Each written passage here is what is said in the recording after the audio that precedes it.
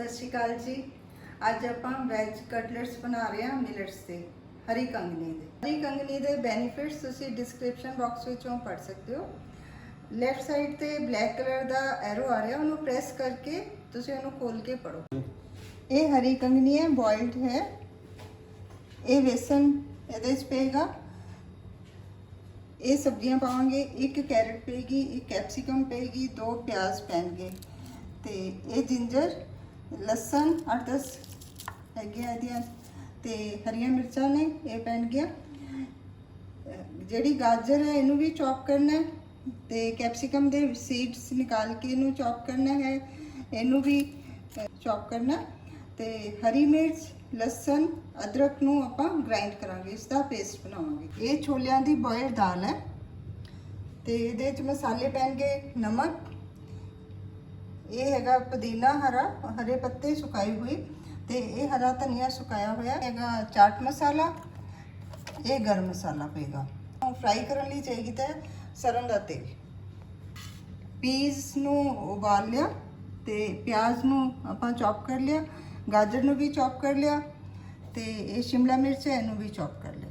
ਇਹ ਲਸਣ, ਅਦਰਕ, ਹਰੀ ਮਿਰਚ ਦਾ ਪੇਸਟ ਬਣਾ ਲਿਆ। ਸਭ ਤੋਂ ਪਹਿਲਾਂ ਮੈਂ ਪਾ ਰਹੀ ਹਾਂ ਹਰਾ ਧਨੀਆ, ਪੱਤੇ ਜਿਹੜੇ ਅਸੀਂ ਘਰ ਸੁਕਾਏ ਸੀ ਉਹ।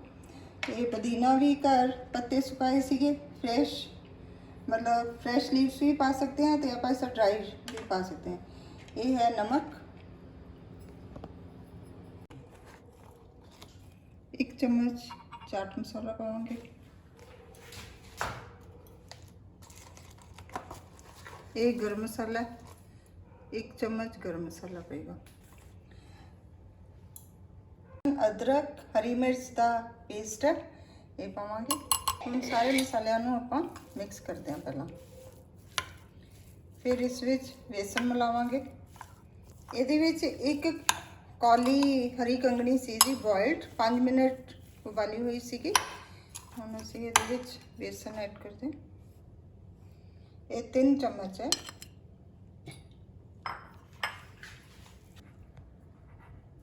ਇਸ ਵਿੱਚ ਪਿਆਜ਼ ਐਡ ਕਰ ਲਾਂਗੇ ਕਿਉਂਕਿ ਪਿਆਜ਼ ਵਿੱਚ ਵੀ ਪਾਣੀ ਹੁੰਦਾ। ਹਾਲੇ ਅਸੀਂ ਇਹਦੇ 'ਚ ਪਾਣੀ ਐਡ ਨਹੀਂ ਕੀਤਾ ਤੇ ਇਹਨੂੰ ਪ੍ਰੋਪਰ ਮਿਕਸ ਅਪ ਕਰਾਂਗੇ।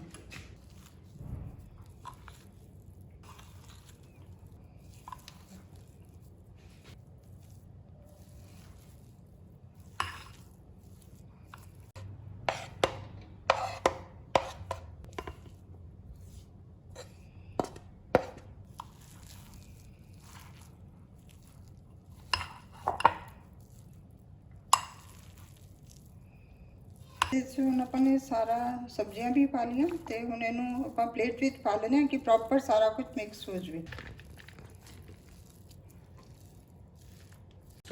ਇਸ ਦਾ ਡੋ ਬਣ ਗਿਆ। ਹੁਣ ਆਪਾਂ ਇਸ ਵਿੱਚ ਮਟਰ ਐਡ ਕਰ ਲਾਂਗੇ। ਇਸ ਵਿੱਚ ਆਪਾਂ ਬਿਲਕੁਲ ਪਾਣੀ ਨਹੀਂ ਯੂਜ਼ ਕੀਤਾ, ਪਾਣੀ ਦੀ ਲੋੜ ਨਹੀਂ ਪਈ ਬਿਲਕੁਲ ਵੀ। ਇਹ ਮਟਰ 1 ਵਿਸਲ ਦਵਾਈ ਸੀ ਕਿਉਂਕਿ ਫਰੋਜ਼ਨ ਮਟਰ ਸੀਗੇ, ਅਸੀਂ ਘਰ ਹੀ ਕੀਤੇ ਹੋਏ ਸੀਗੇ ਫਰੀਜ਼।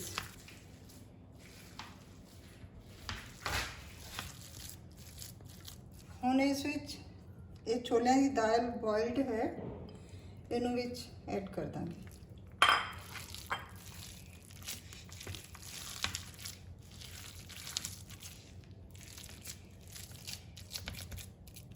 ਤੇ ਕਟਲੈਟਸ ਬਣਾਵਾਂਗੇ। ਹੱਥ ਨੂੰ ਥੋੜਾ ਆਇਲੀ ਕਰ ਲਾਂਗੇ। इधर तेल मैं ऑन कर रही हूँ, तेल गर्म होएगा नाल दी नाल ਆਪਾਂ इसनों फ्राई कर लांगे। फ्राई भी कर सकते हैं तो ਇਹਨਾਂ ਨੂੰ ਅਸੀਂ ओवन ਵਿੱਚ बेक भी कर सकते हैं, एयर फ्राई भी बना सकते हैं। हाथ से थोड़ा जिहा ऑयलिंग करनी है प्रॉपरली।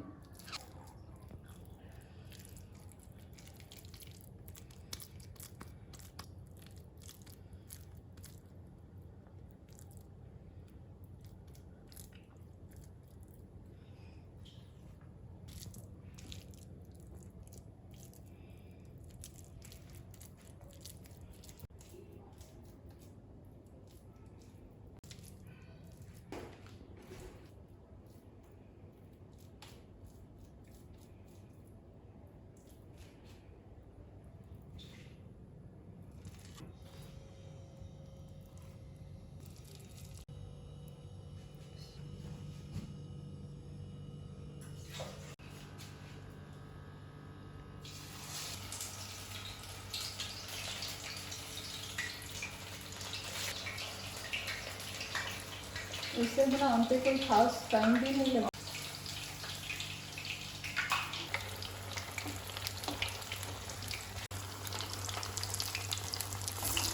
ये गोल्डन ब्राउन होने तक तलने हैं। ये देखो रेडी हो गए, बहुत अच्छे कटलेट्स बने हैं, पूरे क्रिस्पी, दी आवाज़ भी आ रही है।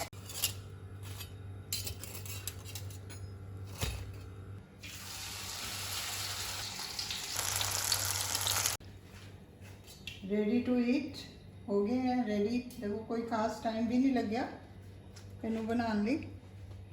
तो बहुत क्रिस्पी बने हैं, मटर भी ने, छोले की दाल भी है और सब्जियां भी ने, बहुत हेल्दी ने। जो भी कुछ खाने जी करे तो हेल्दी ही खाया करो। इसमें मिलेट बहुत हेल्दी ने, सारिया सब्जियां ने, इन्हों तुसी इंजॉय करो।